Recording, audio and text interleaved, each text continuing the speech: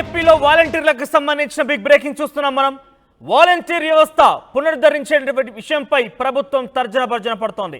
గతేడాది ఆగస్టులో రద్దయినటువంటి వాలంటీర్ వ్యవస్థకు సంబంధించిన అంశాన్ని జగన్మోహన్ రెడ్డి తిరిగి కొనసాగించలేకపోయారు. జగన్ సర్కార్ ఎటువంటి నిర్ణయం తీసుకోలేకపోయారు. ఈ ఏడాది మే వరకు కూడా ఈ వాలంటీర్లంతా అక్రమంగానే పనిచేశారు. అయితే ప్రస్తుతం ప్రభుత్వ లెక్కల్లో మాత్రం 1,53,908 మంది వాలంటీర్లు ఉన్నారు. వీరందరికీ ప్రతి నెల 5,000 చొప్పున జీతభత్యం ఇవ్వడం జరుగుతోంది.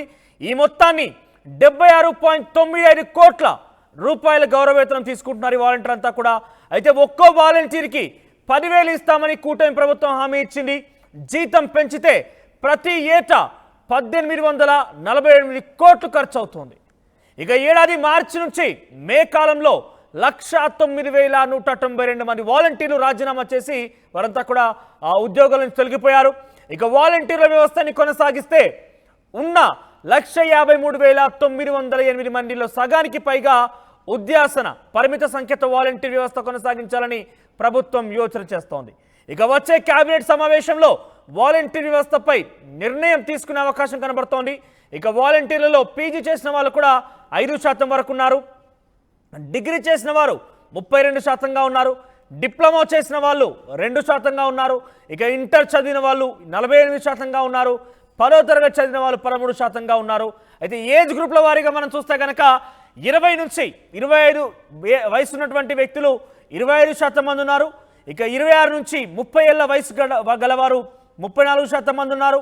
31 నుంచి 35% గలటువంటి వయసు మధ్య 28%గా ఉన్నారు. అయితే స్కిల్స్ ట్రైనింగ్ ఇచ్చి కెపాసిటీ బిల్డింగ్ చేసి వీరి ద్వారానే మరిన్ని సేవలు అందించేలా ప్రణాళిక రూపొందించబోతోంది ఈ ప్రభుత్వం. సో మొత్తం మీద వీరందరినీ కూడా తిరిగి సేవలోకి తీసుకోవాలా, తీసుకుంటే ఎటువంటి సేవలు వినియోగించాలి, వీటినటువంటి స్కిల్స్ ఆధారితంగా ఎవరెవరిని ఎటువంటి పనులకు వినియోగించాలి, ఈ రకంగా తర్జన భర్జన పడుతోంది రాష్ట్ర ప్రభుత్వం. రానున్నటువంటి కేబినెట్ సమావేశంలో దీనిపై ఒక కొలిక్కి వచ్చే అవకాశం కనబడుతోంది. ఒకసారి మా ప్రతినిధి కృష్ణమోహన్ దగ్గరికి వెళ్దాం మనం. కృష్ణమోహన్, వాలంటీర్లు సుమారుగా రాష్ట్ర వ్యాప్తంగా 3 లక్షలకు పైచిలకు వాలంటీర్లు ఉన్నారు. వారిలో ప్రస్తుతం కొనసాగుతున్న వారు కేవలం 150 వరకు మాత్రమే. మిగిలిన వారు అంతా కూడా గతంలో ఒక వివాదం కారణంగా పెద్ద ఎత్తున వారంతా రాజీనామా చేశారు. అంతా కూడా పూర్తిగా వైసీపీ యొక్క ప్రోద్బలం, వైసీపీ యొక్క ఎంకరేజ్మెంట్ వెళ్ళి రాజీనామా చేస్తూ ఉంటారు. అంతా కూడా ఇప్పుడు వాపోతున్నారు, ఇప్పుడు కన్నీరు పెడుతున్నారు. సో వీరి గురించి ఎటువంటి నిర్ణయం తీసుకునే అవకాశం ఉంది? ఎస్ మనోజ్, మొత్తం మీద అయితే ఇప్పుడు వాలంటీర్ వ్యవస్థను ఎలా రన్ చేయాలి అనే దాని మీద ప్రభుత్వం పెద్ద ఎత్తున తర్జన భర్జన పడుతున్న పరిస్థితి. ఎందుకంటే గతంలో వాలంటీర్ వ్యవస్థ వైసీపీ ప్రభుత్వం ప్రారంభించిన తర్వాత ఎన్నికల సమయంలో వాళ్ళని సేవలను ఉపయోగించొద్దు అని చెప్పి ఈసీ హైకోర్టు ఇచ్చిన ఆదేశాల మేరకు డెఫినెట్గా వాళ్ళందరిలో కొంత పక్కన పెట్టిన నేపథ్యంలో కొంత వైసీపీ నేతలు, అక్కడున్న స్థానిక ఎమ్మెల్యేలు కావచ్చు, కొంతమంది ఆ వార్డులో ఉన్న వైసీపీ నేతలు కావచ్చు, వాళ్ళందరూ ఒత్తిడి మీద చాలామంది వాలంటీర్లు దాదాపుగా 1,10,000 మంది వరకు వాళ్ళందరూ కూడా తమ ఉద్యోగాలకు రాజీనామా చేశారు. ఇప్పుడు ప్రభుత్వం మారిన తర్వాత తమకు తిరిగి వాలంటీర్ వ్యవస్థను కొనసాగించాలని కోరుకున్నా కూడా ప్రయోజనం కలిగే పరిస్థితి అయితే లేదు. వాళ్ళందరినీ కూడా ఇప్పుడు ప్రస్తుతానికైతే తొలగించిన పరిస్థితి. సో ఆగస్టు నెల నుంచి కూడా ఇప్పటి వరకు దాదాపుగా అంటే ఈ మధ్య జరుగుతున్న ఆగస్టు నెల నుంచి గత ఏడాది ఆగస్టు నుంచి కూడా జరుగుతున్న ఈ వ్యవహారం అంతా కూడా అనధికారికంగానే జరుగుతుంది. వీళ్ళందరికీ కూడా గతంలో 5,000 చొప్పున జీతం ఇచ్చే పరిస్థితి. అయితే గతంలో ఇదే తెలుగుదేశం ప్రభుత్వం, ఇప్పుడు అధికారంలో ఉన్న తెలుగుదేశం ప్రభుత్వం, కూటమి ప్రభుత్వం వాలంటీర్కి మేము 10,000 ఇస్తామని కూడా ప్రామిస్ చేసిన నేపథ్యంలో ఇప్పుడు ఈ వాలంటీర్లని ఎంతమందిని ఉంచాలి అనే కొన్ని లెక్కలు తీసుకునే ప్రయత్నం అయితే జరుగుతుంది. మన దాంతో దాదాపుగా ప్రస్తుతానికి 1,53,908 వాలంటీర్లు ఉన్నట్టుగా ఒక అంచనాకైతే వస్తున్నారు. వీళ్ళకి గౌరవవేతంగా 5,000 చొప్పున వేస్తే 76 కోట్ల రూపాయలు, దాదాపుగా 76.95 crores ఖర్చు అయ్యేది అంచనాకు వస్తున్నారు. అదే 10,000 చొప్పున కానీ వీళ్ళందరూ కూడా అంచనా కానీ వేస్తే, అంటే గవర్నమెంట్ కానీ నిజంగానే 10,000 జీతం పెంచి ఉన్న వాలంటీర్లను ఉపయోగించుకునే ప్రయత్నం కానీ చేస్తే మాత్రం ఏడాదికి 1848 కోట్ల రూపాయలు ఖర్చు అవుతుందనేది ఒక అంచనాకి వస్తున్న పరిస్థితి. సో దీంట్లో ఇప్పుడున్న సగానికి పైన ఉన్న దీంట్లో 1,53,000 మంది వాలంటీర్లు ఉంటే దీంట్లో సగానికి పైగా ఉద్వాసన పలికే పరిస్థితి ఉంటుందనేది కొంత అంచనాకు వస్తుంది ప్రభుత్వ లెక్కల్లో కావచ్చు, అధికారులు చూస్తున్న లెక్కలు. ఎందుకంటే కొన్ని చోట్ల అవసరానికి మించి కూడా 1,53,000 మంది కొనసాగుతున్నారు, అంటే అనధికారికంగానే కొనసాగుతున్నట్టుగా తెలుస్తోంది. సో ఒకవేళ కొనసాగినా మనం చాలా క్లియర్గా ఆర్టీవీ చెప్తోంది ఏ వయసు వారు ఉన్నారు, ఎంత శాతంగా ఉన్నారు, ఎవరెవరు చదువుకున్నారు అనేది.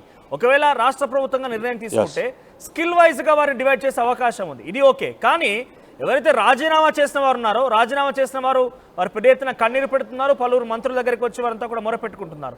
వారిని తిరిగి తీసుకుంటారా లేదా అనే ప్రశ్నకి ఏం సమాధానం దొరుకుతుంది? మనోజ్, ఇది తిరిగి తీసుకునే పరిస్థితి రాజీనామా చేసిన వాళ్ళది ఆల్మోస్ట్ ఆల్ క్లోజ్ అయింది.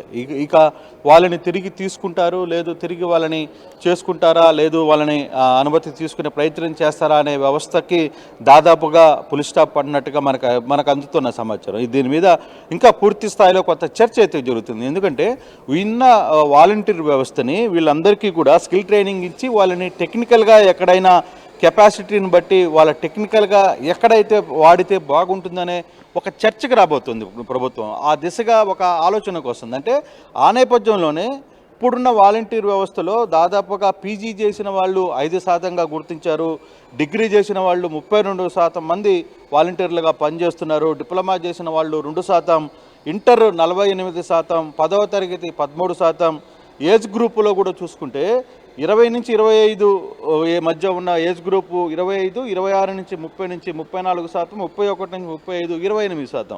అంటే దాదాపుగా ఇక్కడ పీజీ చేసిన వాళ్ళు 5% ఉన్నారు, డిగ్రీ చేసిన వాళ్ళు 32% ఉన్నారు, డిప్లొమా చేసిన వాళ్ళు 2, ఇంటర్ చేసిన వాళ్ళు 48. అంటే ఒక స్కిల్ డెవలప్మెంట్ ద్వారా కూడా వీరికి మరింత వాళ్ళ సేవలను ఉపయోగించుకోవాలంటే లిమిటెడ్గా తీసుకొని వాలంటీర్లో ఇప్పుడు కొనసాగుతున్న వాళ్ళల్లో ఎంతవరకు అంటే చదువుకున్న వాళ్ళని తీసుకుంటారా, డిగ్రీ పాస్ అయిన వాళ్ళని ఎంతవరకు తీసుకోవాలి, పీజీలో ఉన్న వాళ్ళని ఎంతవరకు తీసుకోవాలి, ఇంటర్మీడియట్ పాస్ అయిన వాళ్ళని ఏ స్థాయి వరకు తీసుకోవాలి అనే ఒక చర్చకి కొత్త ప్రభుత్వం అయితే సిద్ధమవుతుంది.